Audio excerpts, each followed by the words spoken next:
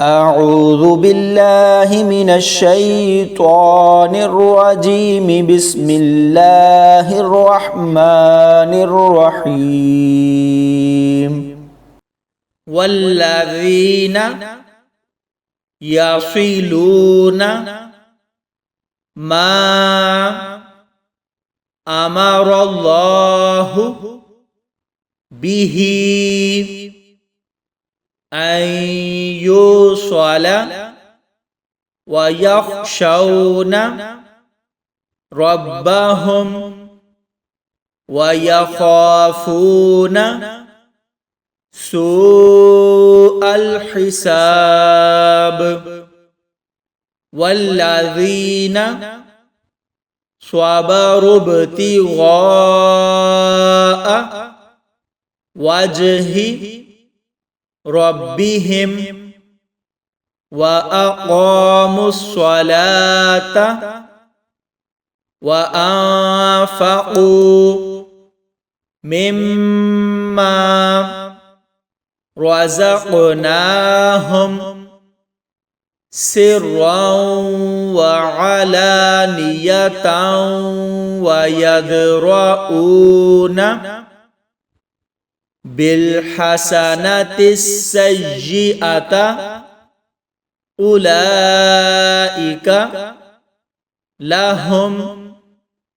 عقبى الدار جنات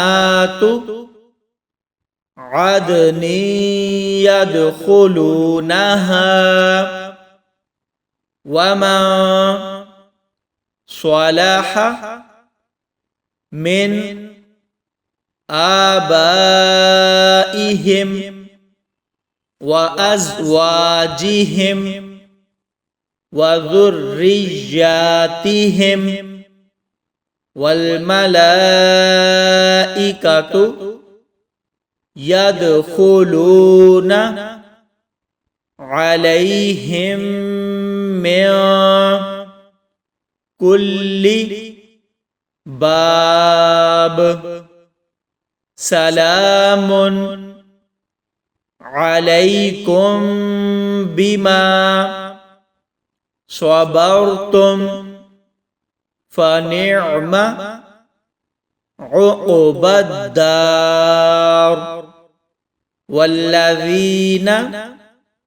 ينقضون عهد الله من بعد ميثاقه ويقطعون ما أمر الله به أن يوصل ويفسدون في الأرض أولئك لهم اللعنة ولهم سوء الدار الله يبسط الرزق لمن يشاء ويقدر وفرحوا بالحياة الدنيا وما الحياة الدنيا في الآخرة إلا متاع ويقول الذين كفروا لولا أنزل عليه آية من ربه قل إن الله يضل من يشاء ويهدي إليه من أناب الذين آمنوا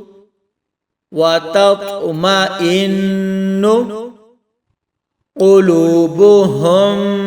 بذكر الله ألا بذكر الله تطمئن القلوب الذين آمنوا وعملوا الصالحات طوبى لهم وحسن